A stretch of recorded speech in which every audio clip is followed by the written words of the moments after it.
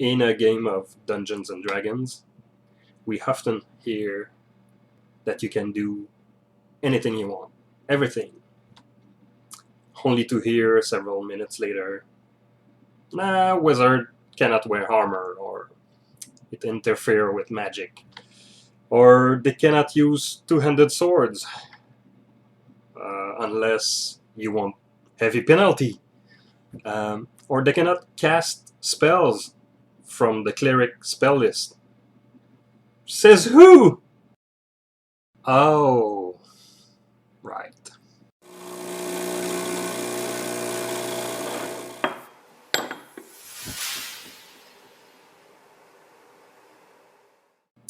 In the later 90s, I was invited to a game of Advanced Dungeons and Dragons 2nd edition, and my wizard could not wear plate armor.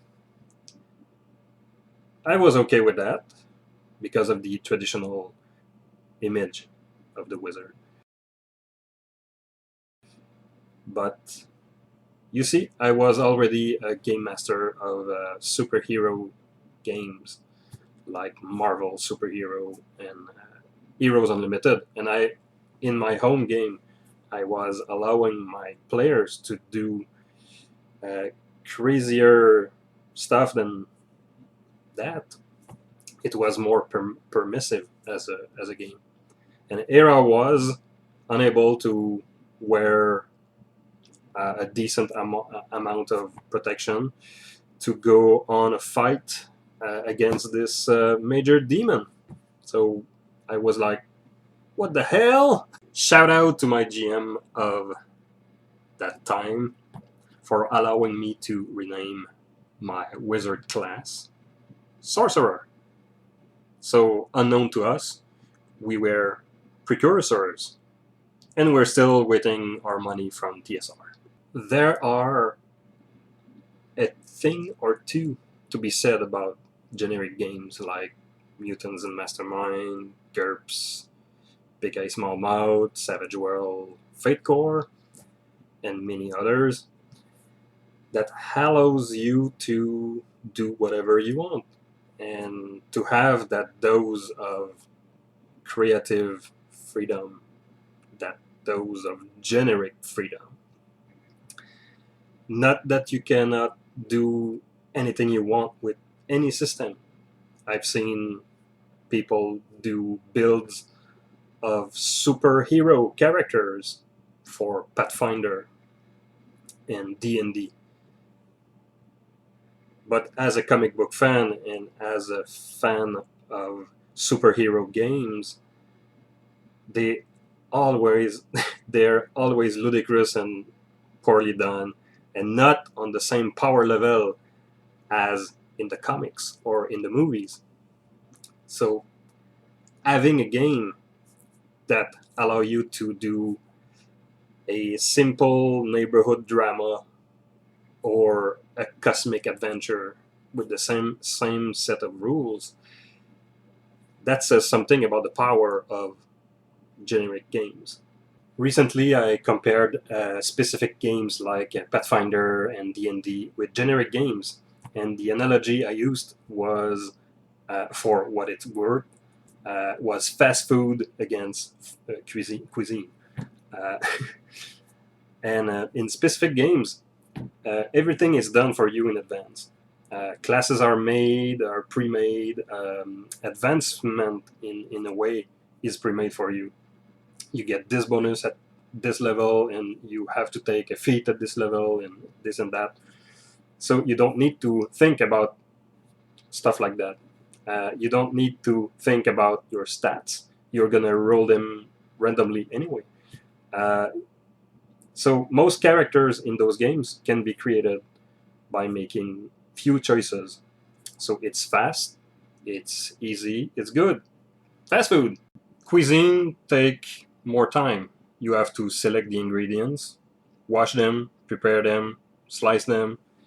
You have to cook them, boil them, fry them, assemble them together, cook them some more. It takes more time, and not everyone have that that time. In most generic games, with a few exceptions, it takes longer to make a character because you need an idea of what you want to play.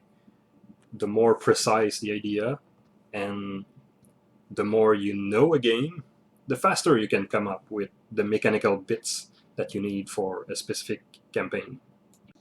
There was a discussion lately on the RPG Brigade Facebook page about the best way and the best games to introduce new player, people who have no clues about role-playing game in general.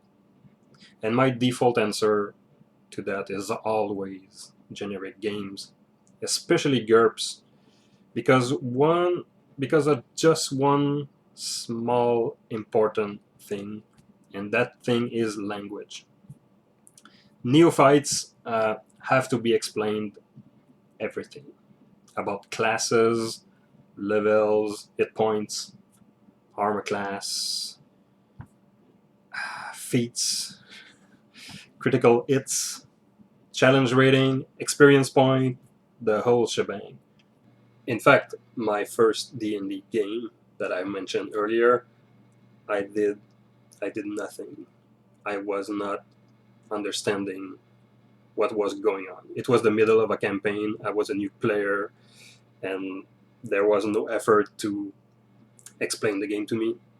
Because at home, I was a game master. I was running 2 games already, or 2 systems, and I come to this D&D table, boop, don't understand a thing about it.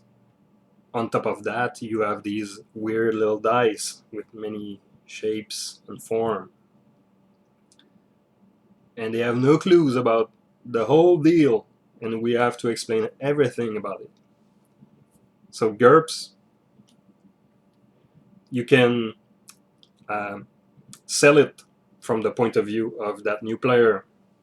If that person really likes science fiction, you can do a sci-fi game to go on that preference of that person. And the game uses plain and simple English. So sure, there will be some game talks in it, but 95% of it is elementary school plain English. So your guy is supposed to be strong, he should have a big strength stat. Is this woman good in archery? Well, maybe she should be skilled in archery and have a good skill level in archery. And that's it. You don't need to pursue a prestige class in archery. You just need a good skill in archery. And bonus, this game don't use weird dice. We take RPG dice for granted, but people who don't know about these games, they know about the 6-sided dice you can find in the nearest Monopoly box. Another good option to introduce new people to RPGs, especially if they can fathom the idea of a D100, is BRP, the basic role-playing system, just because percentiles are intuitive and are the basis of this game. In conclusion, fast food is good, but fine cuisine is better for you. See ya.